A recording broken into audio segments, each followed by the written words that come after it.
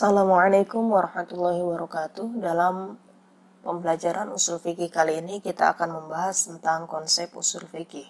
Mungkin sebagian dari kita bertanya-tanya, sebenarnya apa sih usul fikih itu?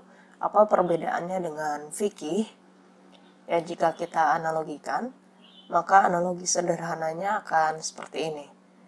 Singkong mentah adalah Al-Quran dan hadis, sedangkan keripik singkong, singkong Thailand, getuk, singkong goreng, dan tape singkong ini adalah fikih, sedangkan usul fikih adalah cara pengolahan berbagai masakan tersebut.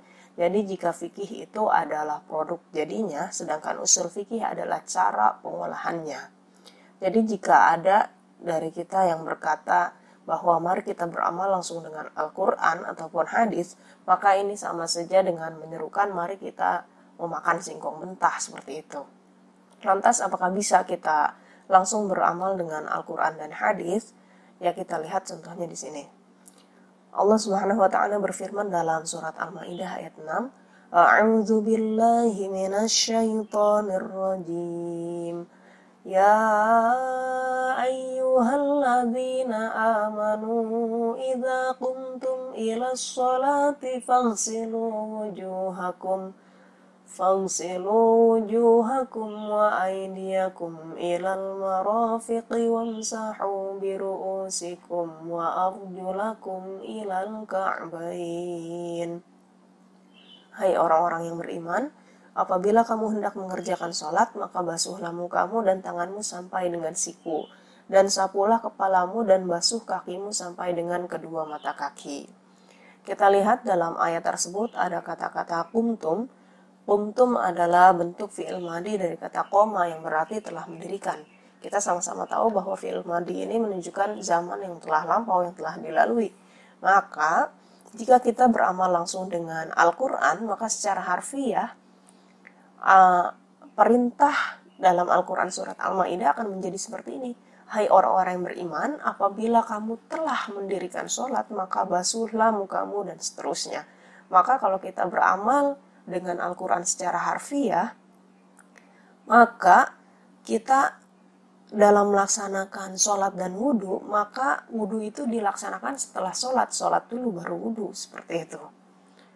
Dan juga dalam usul fikih dikatakan huruf waw pada surat Al-Maidah di atas menunjukkan urutan. Huruf waw itu kan wa itu artinya dan. Sedangkan kalau dalam kita berbicara misalkan Budi dan Zaid datang ke rumah, apakah menunjukkan Budi dan Zaid datang ke rumah itu Budi dulu yang datang, lantas kemudian baru Zaid yang datang? Tidak seperti itu kan? Tapi dan itu diartikan ya secara berbarengan. Budi dan Zaid datang ke rumah artinya adalah Budi juga Zaid itu secara berbarengan datang ke rumahnya, tidak berurutan. Nah, kalau misalkan kita langsung beramal dengan Al-Quran secara harfiah, maka membasuh muka, membasuh tangan, dan seterusnya itu dilakukan secara berbarengan. Karena apa? Karena di situ memakai huruf wa yang artinya dan. Tapi tidak gitu kan? Ya, kalau kita langsung beramal dengan Al-Quran secara harfiah, maka yang terjadi adalah pertama kita akan melaksanakan sholat dulu, baru wudhu. Yang kedua, wudhu itu pengerjaannya dilakukan secara berbarengan. Membasuh muka, membasuh kedua tangan, dan seterusnya itu dilakukan secara berbarengan. Enggak sekalian aja nyebur ya. Seperti itu. Kemudian, jika beramal langsung dengan hadis, bagaimana? Ya, kita lihat contohnya di sini.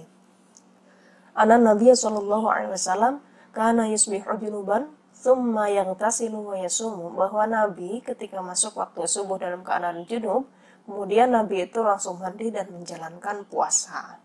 Tapi di hadis lain, Nabi bersabda, idza nudiya lis-shalah wa ahadukum junubun fala yasum yauma'id.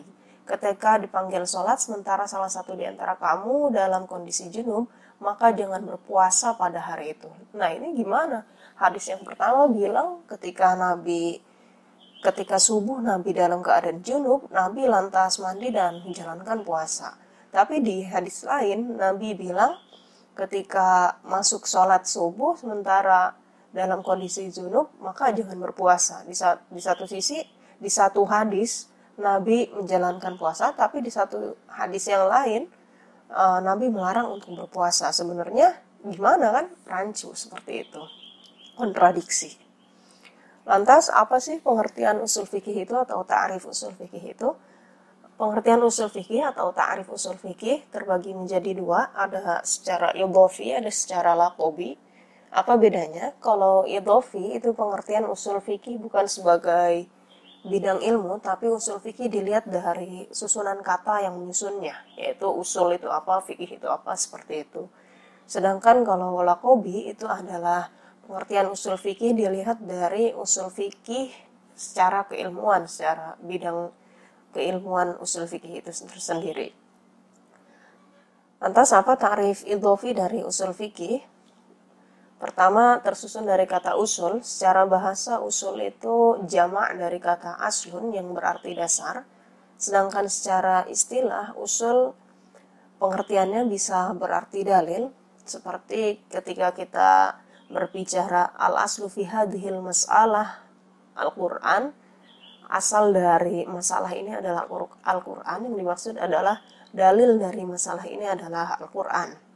Yang kedua bisa berarti rojih, yang artinya kuat, seperti perkataan kita tentang al-aslu fil kalam al-haqiqah.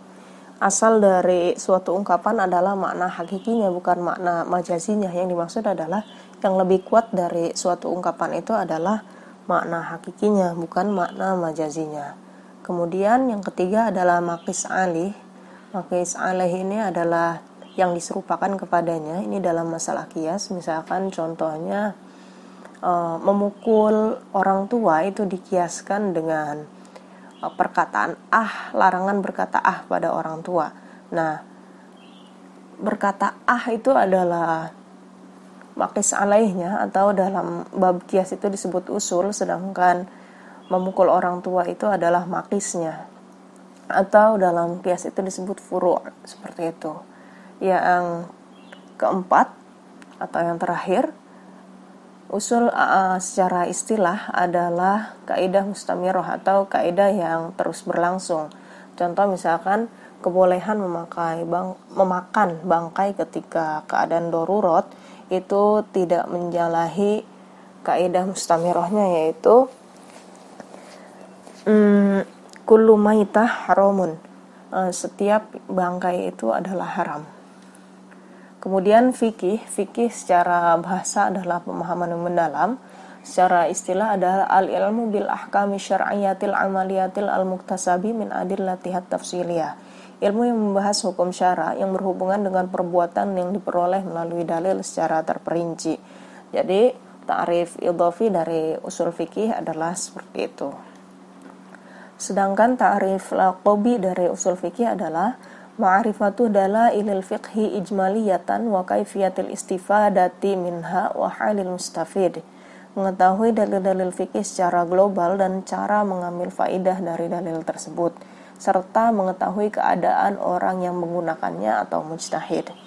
Ya, di sini mengetahui dalil-dalil fikih secara global yang dimaksud adalah baik itu dalil fikih yang disepakati, yang muttafaq, maupun yang tidak disepakati atau mukhtalaf. Yang muttafaq itu seperti Al-Quran, hadis, ijma, dan qiyas. Sedangkan yang mukhtalaf, yang tidak disepakati adalah seperti istishab, syar'un maqoblana, sadud dzari'ah, dan sebagainya. Cara mengambil faidah dari dalil-dalil tersebut, ini berarti dengan cara mempelajari apakah suatu lafaz itu apakah am, khos, nasih, mansukh, mutlak, muqayyad, dan seterusnya. Kemudian serta mengetahui keadaan orang yang menggunakannya atau mujtahid. Ini berupa syarat-syarat menjadi mujtahid, tingkatan-tingkatannya, dan sebagainya. Itu adalah ta'rif laqabi usul fikih. Kemudian objek pembahasan usul fikih itu apa saja? Ada 3. Yang pertama dalil-dalil fikih secara global, yaitu yang telah disebutkan tadi ya. Baik itu dalil fikih yang muttafaq, Al-Quran, sunnah, ijma, dan qiyas, maupun yang mukhtalaf seperti istishab, saddu dzari'ah, dan sebagainya. Yang kedua adalah tentang hukum syara. Hukum syara ini baik itu hukum yang taklifi maupun yang wad'i. Yang ketiga adalah metode pengambilan hukum. Metode pengambilan hukum ini apakah diambil langsung kepada Al-Quran dan hadis dengan cara-caranya, berarti dengan cara berijtihad, ataupun taklid, yaitu dengan cara mengikuti perkataan para mujtahid. Seperti itu. Kemudian ruang lingkup usul fikih, yang pertama adalah bentuk-bentuk dan macam-macam hukum, baik itu hukum taklifi maupun hukum wad'i. Yang kedua adalah masalah perbuatan seseorang yang akan dikenai hukum. Apakah perbuatannya itu bisa ia lakukan ataupun tidak. Yang ketiga, pelaku suatu perbuatan yang akan dikenai hukum, apakah dia itu mukallaf ataupun tidak. Kemudian keadaan atau sesuatu yang menghalangi berlakunya hukum, apakah itu awaridus sawmawiyah ataupun awaridul muktasabah. Kemudian masalah istinbat dan dalil, yaitu cara-cara mengistinbat hukum. Kemudian masalah ra'yu, ijtihad, ittiba' dan taklid. Dan yang terakhir adalah masalah adillah syar'iyah, yaitu yang tadi, yang muttafaq ataupun yang mukhtalaf. Ya, terima kasih, demikian dari saya. Kurang lebihnya mohon maaf. Wassalamualaikum warahmatullahi wabarakatuh.